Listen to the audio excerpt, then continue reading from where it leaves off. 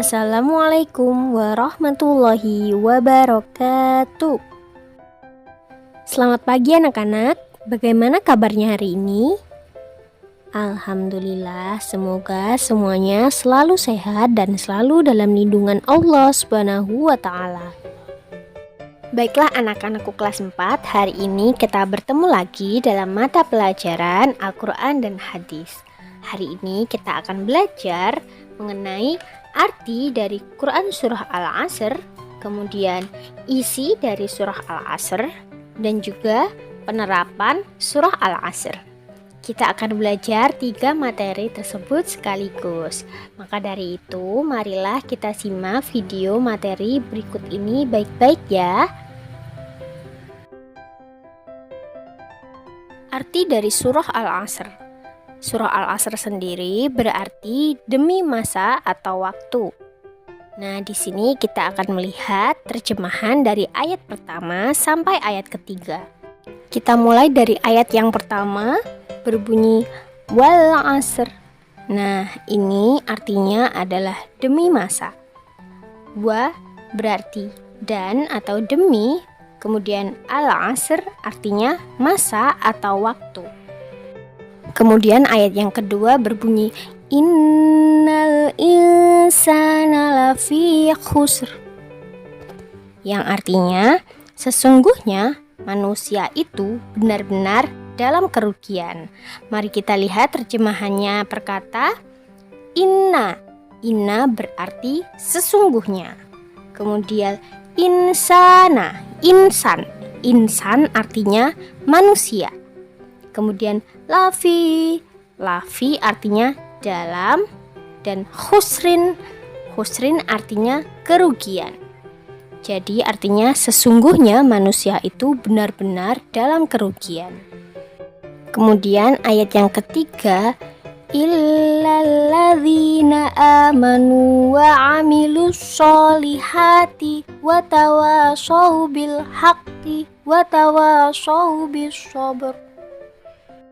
Arti dari ayat ketiga yaitu kecuali orang-orang yang beriman dan beramal saleh dan saling menasihati dalam kebenaran dan saling menasihati untuk kesabaran. Nah, mari kita lihat artinya per kata. Illalladzina, illa ini artinya kecuali. Kemudian alladzina, orang-orang yang amanu, yang artinya beriman.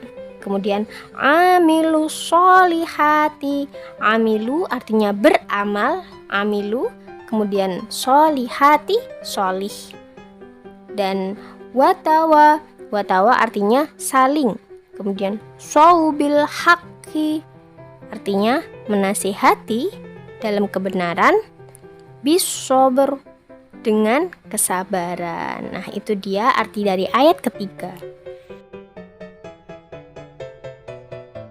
Pokok-pokok isi dari Surah Al-Asr. Surah Al-Asr adalah surah yang ke-103 dalam Al-Quran. Surah ini terdiri dari 3 ayat dan tergolong ke dalam surah Makkiyah atau surah yang diturunkan di kota Mekah. Surah ini diturunkan sesudah surah Al-Insyirah. Nama Al-Asr diambil dari kata wal asri pada ayat pertama yang berarti demi masa atau demi waktu. Waktu adalah anugerah dari Allah Subhanahu wa taala, maka harus kita gunakan untuk hal-hal yang berguna. Pada ayat pertama surah Al-Asr, Allah Subhanahu wa taala bersumpah atas nama waktu. Orang-orang yang tidak menghargai waktu, dia akan merugi. Dia membuang waktunya untuk hal-hal yang tidak berguna. Kemudian pada ayat kedua, Allah memberi peringatan bahwa kebanyakan manusia tidak memanfaatkan waktu dengan sebaik mungkin sehingga hidupnya akan merugi. Oleh karena itu, waktu harus dimanfaatkan dengan sebaik mungkin. Allah memperingatkan manusia agar menggunakan waktu dan mengaturnya dengan baik. Kemudian pada ayat ketiga dijelaskan bahwa yang tidak akan merugi adalah orang-orang yang memiliki sifat-sifat sebagai berikut ini. Yang pertama adalah orang yang beriman, kemudian yang kedua orang yang beramal salih, Kemudian yang ketiga, orang yang berwasiat atau menasehati tentang kebenaran. Dan yang keempat, orang yang berwasiat atau menasehati tentang kesabaran dan ketabahan. Orang-orang tersebut adalah orang-orang yang tidak akan merugi ketika nanti di hari kiamat, karena mereka memanfaatkan waktunya sebaik mungkin. Penerapan Surah Al-Asr. Surah Al-Asr dapat dibaca ketika sholat atau juga bisa dibaca ketika di luar sholat. Ketika berdoa, kita juga bisa membaca Surah Al-Asr. Keuntungan dari anak yang sering membaca Surah Al-Asr antara lain sebagai berikut. Yang pertama adalah dekat dengan Allah Subhanahu wa Ta'ala. Kemudian yang kedua, menghargai waktu. Mereka tidak akan membuang-buang waktu dan juga akan memanfaatkan waktu dengan sebaik-baiknya. Kemudian yang ketiga, memiliki iman yang kuat. Kemudian yang keempat, mereka suka berbuat baik dan beramal sholih. Kemudian yang kelima, mereka rajin menasihati diri sendiri dan juga rajin menasihati orang lain. Kemudian yang keenam, mereka suka berbuat kebenaran.